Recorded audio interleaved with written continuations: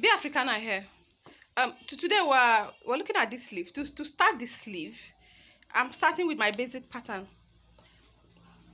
The pattern that I have is single, so I'm getting out one that's on fold. You need a pattern that's on fold for this. Okay, I've cut now. These are my pattern weights. I'm keeping them aside. I use them to hold my pattern down. My pattern is on fold now, and then the length of this, I actually took 18. Because if you noticed, it came down on her. So 18, my 18 is go down this way. You're going this way to end here. I now go from here to this place. I cut out. So this is the first.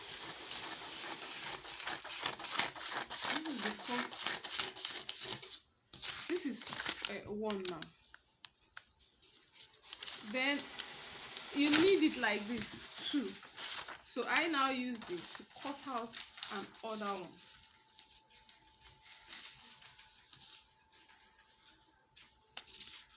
So I cut out.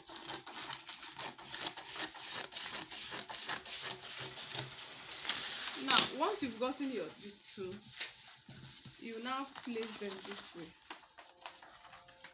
This is that inner side.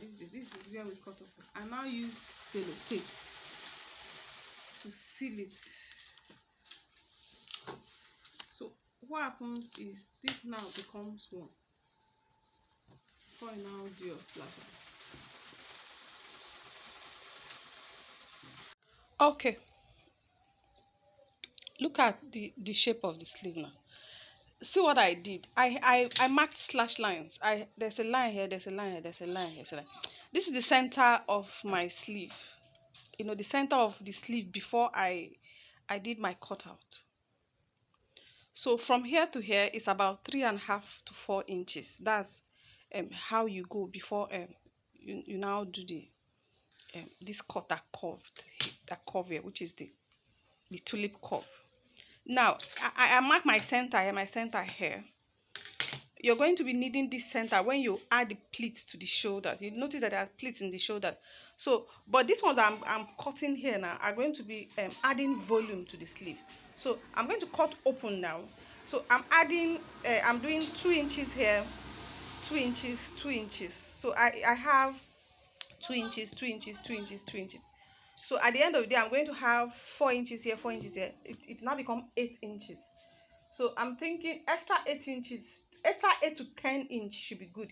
If you want it really crazy, you can do 10, but I'm thinking of 8, I think. Or 8, just a little bit more. So I'm going to do that now, and then we'll see what it looks like. Okay, see what it looks like now. We added this is the underarm, and I don't know if I measured before. You take note that the cut started from here. The slant that slanted through. There's actually nothing left here. So this is it. I'm now going to check it out and see if it's enough. If it's going to be as big as I want. I think it's big enough. I have in some of the spaces, I have about 2 inches, 2 inches, 2 inches. Yeah, 2 inches. I think this one looks like it's a little bit more than 2 inches. Then remember I marked the center. So we're not going to add anything to the center anymore because we have a lot of excess here. What we're going to do is that we're going to now pleat from the excess that we have. That's what I think we're going to be doing. So let me get the fabric. Look at the fabric that I have here. The fabric is a little bit stiff, but I'm going to use cloth gum on this. I'm going to use cloth gum. Cloth gum will help me give it that stiffness for me. So let me cut out. Look at it. The fabric I have here is about 1 yard. So you're going to use the fabric to turn it. So you need about 1 yard and a half. to be able to use this fabric was not up to by 60. So if your fabric is up to by 60, you might just get away with 1 yard and a little, or maybe manage 1 yard. I don't know, but I'm using 1 yard and half here. 1 yard and half here for because I'm using another fabric for the body, and then I'm using this for the sleeve. Then I'm using part of this for the waist of the top. I'm actually making a top out of this. As you cut, see, I've cut the part that is the shoulder, where we have where the middle of the sleeve, where we have this line. You do a notch there. It's going to help you know when you're sewing it. You now know where you're supposed to have your pleats in. So this is me. I'm done marking the second, cutting the second part. This is the material that's the top. This is the lining of the sleeve. So I'm going to use the lining now because it's shiny. I'm going to use this one now as the belt of the top. Now, because of this style, this material is going to peep through, so that's what I'm doing now. I'm cutting the stay now. This is my cloth gum. You notice it's not very stiff. You have the very stiff type, you have the medium stiff. This is purely like cloth. I use it to interface fabric. This is what I need.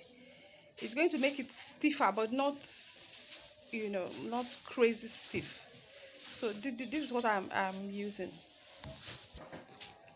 So I've already cut now, and then as you cut, I'm placing the stay at the outer part. Is the outer part that's going to be seen. Is the outer part that you want that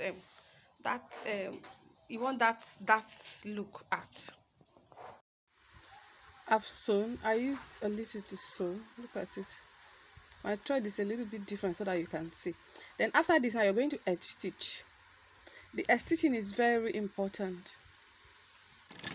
Now this is me edge stitching the down part.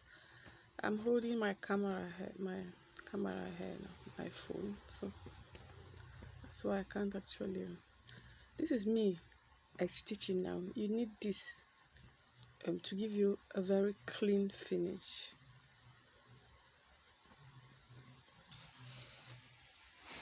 So now I have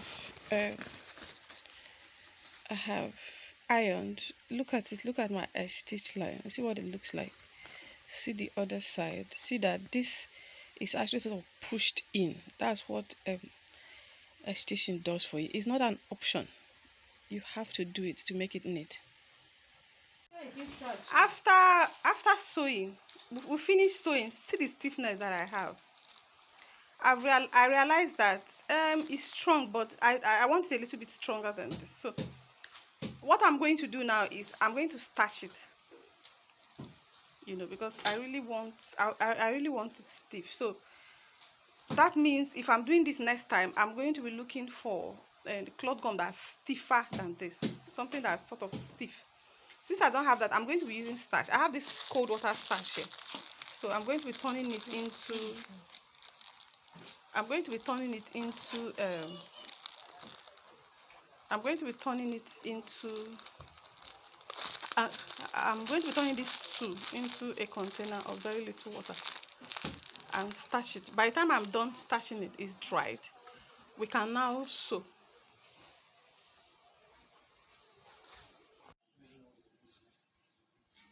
We've starched it, it's dry. See the stiffness that we have now. You can see how it is. It's actually quite stiff, which is what I wanted. Now is to sew. You remember that what we did was somewhere here was where the middle of the sleeve was, and then we had this excess. Now I discovered that if we should put it from here, it's not going to look exactly how this was open. So I now had to shift it this way. I'm shifting it, so what you have lapping here, it's very small. This needs to be as open as this. So I'm now putting this together like this, and then I'll pin. I actually have I actually have my needle here. I hope it will go through. See, as you're doing it, you make sure that you're opening it much.